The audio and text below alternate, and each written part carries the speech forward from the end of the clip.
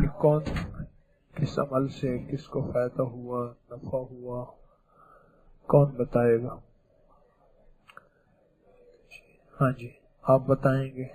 اور آپ اور کون بتائے گا کس عمل سے مجھے کسی ٹوٹکے سے نفع پہنچا، فائدہ پہنچا؟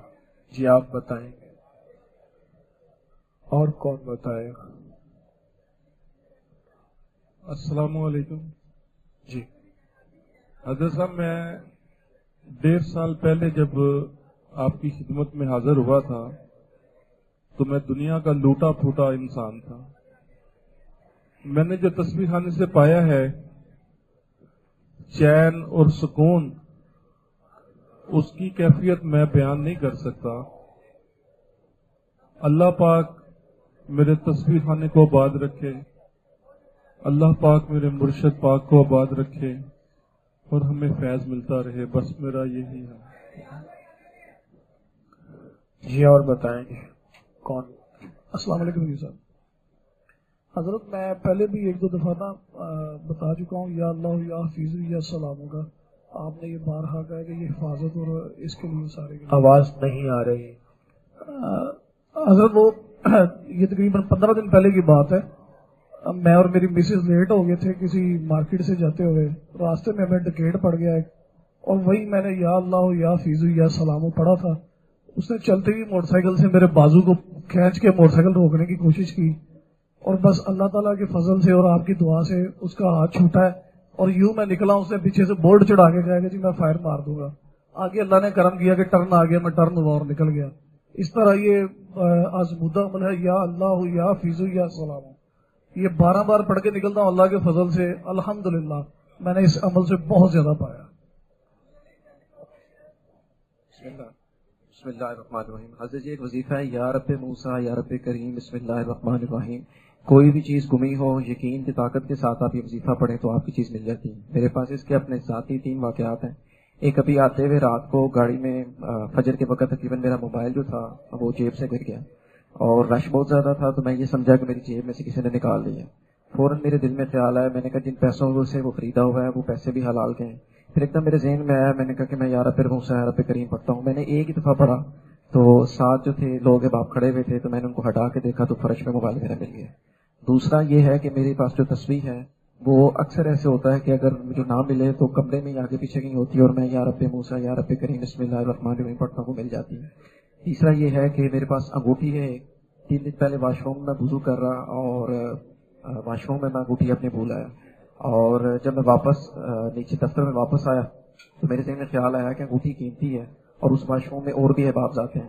تو میں نے خلوص نیت کے ساتھ یا رب موسیٰ یا رب کریم بسم اللہ الرحمن الرحیم پڑھنا شروع کیا، اور واپس جہاں جہاں میں گیا وہاں میں دیکھتا گیا تو واش روم میں پہنچا تو جس جگہ میں نے رکھی تھی بھولا تھا وہاں مجھے واپس مل گئی. جزاک اللہ. السلام علیکم، میرا نام شاہد عمران ہے. کچھ عرصہ پہلے یعنی کہ میرا دوست ہے، وہ گاڑی چلاتا ہے، ڈرائیور ہے، تو وہ اپنا لائسنس گھر بھول گیا تھا. جس فیکٹری میں اس نے مال اتارنا تھا نا، وہاں پہ وہ اوریجنل لائسنس یا ID کارڈ جمع کروانا پڑتا ہے، لیکن اس کے پاس نہیں تھا، وہ گاڑی نہیں جمع کر رہے تھے. اس کے استاد کا تھا لیکن وہ اس میں بھی وہ انٹر نہیں کر رہے تھے.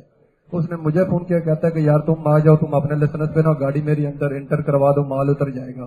میں نے کہا چلو میں آتا ہوں. میں وہاں پہ گیا، مجھے کہتا ہے کہ یہاں پہ اوریجنل لائسنس جمع کروانا ہے. میں نے کہا یار میں اوریجنل نہیں کرواؤں گا، میرے پاس فوٹو کاپی ہے، اس سے میں جس طرح بھی کرواؤں گا اللہ کرے گا انشاءاللہ اللہ کے نام کی برکت سے وہ گاڑی اندر انٹر ہو جائے گی. کہتا ہے وہ کیسے؟ میں نے کہا تجھے میں بعد میں بتاؤں گا.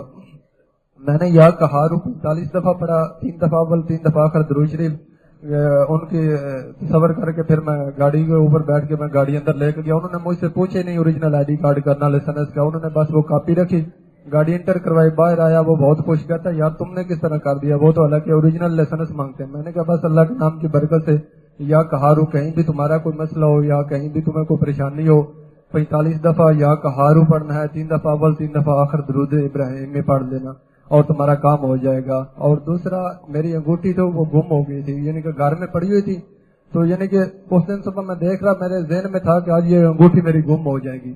وہی ہوا کہ شام کو جب میں ڈیوٹی سے واپس گیا تو میری انگوٹھی، میں نے گھر والوں سے پوچھا کہ میری انگوٹھی کدھر ہے؟ کہتے ہیں کہ وہ انگوٹھی تو ادھر ہی پڑی ہوئی تھی. میں نے کہا تو وہ کوئی بچہ ساتھ والوں نے اٹھا لیا ہوگا. مجھے بہت غصہ تھا، تو پھر میں نے ٹھنڈے دماغ سے سوچ، میں نے پھر اذان اور آپ حسبتم والا عمل شروع کر دیا. صبح بھی اور شام بھی تقریباً لگاتار 3-4 دن پڑھتا رہا. تو ایک صبح کے وقت نا تھوڑا سا مجھے خواب میں ویسے محسوس ہوا کہ میری انگوٹھی اندر ہی ہے, یعنی کہ جس طرح پیٹی کے نیچے ہے. میں نے گھر والوں کو بولا کہ میری انگوٹھی تو اندر ہی ہے, آپ صحیح طرح تلاش کریں. انہوں نے تلاش کی لیکن اس دن بھی پھر بھی نہیں ملی. میں پھر بھی آپ صرف اور اذان والا عمل کرتا رہا, اور دوسرے دن یعنی کہ میری سسٹر کو وہ نیچے سے وہیں سے انگوٹھی مل گئی. السلام علیکم ورحمۃ اللہ وبرکاتہ. حکیم صاحب نے ایک نسخہ لکھا تھا رسالے کے اندر, یا حفیظ ہو یا سلام ہو. یہ میرا اور میرے دوست احباب کا بہت زیادہ آزمایا ہوا نسخہ ہے کہ میں جب کالج جاتا تھا تو اکثر ہی جو ہے چوٹ وغیرہ لگ جاتی تھی, بائک سے گر جاتا تھا, اور ابھی تک جو نشانات جو ہے میرے ہاتھ پہ پاؤں پہ موجود ہیں ان کے چوٹوں کے, یعنی کہ بہت زیادہ ہر آئے دن جو ہے گر جاتا تھا, چوٹ لگ جاتی تھی. تو یہ نسخہ جب سے میں نے پڑھا ہے اور روزانہ پڑھتا ہوں, میں 11 مرتبہ پڑھ لیتا ہوں بائک پہ بیٹھنے سے پہلے, اور الحمدللہ بہت مرتبہ ایسا ہوا ہے کہ پاس سے جو ہے کہ ایکسیڈنٹ ہو جاتا ہے لیکن مجھے ذرا سی خراش بھی نہیں آتی کہ میں گرتا نہیں ہوں. اور ابھی تک آپ دیکھ سکتے ہیں میرے ہاتھ پہ جو ہے چوٹوں کے نشان ہیں, پاؤں پہ بھی کٹ گئے تھے, پاؤں وغیرہ پہ نا شوز کٹ کے جو ہے میرے یعنی کہ چوٹ لگ جاتی تھی. اتنے بری طرح ایکسیڈنٹ ہوتے تھے. سارے کہتے تھے کوئی صدقہ دو, کچھ ایسے کرو ویسے, لیکن اکثر ہی لیکن اللہ تعالیٰ کا شکر ہے کہ جب سے یہ میں نے وظیفہ کرنا شروع کیا ہے مجھے یہ انتہائی آزمایا ہوا میرا ہے وظیفہ. آپ بھی اس کو ضرور آزمائیں. جی انشاءاللہ ابھی نکاح ہوگا. 2 چیزوں میں اگر ہماری زندگی میں سادگی آ جائے ان میں ایک نکاح ہے. نکاح کے اوپر, شادی کے اوپر کے 3 نقطے ہٹا دیں, بن جائے گی سادی, اور اس سے جو خیر و برکت کے اللہ دروازے کھولتا ہے. تو کوشش کریں کہ اپنی شادیوں کو سادہ کریں, آسان کریں,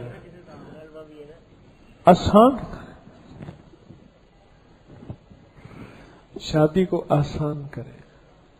اتنا آسان کریں کہ برائی مشکل ہو جائے, گناہ مشکل ہو جائے.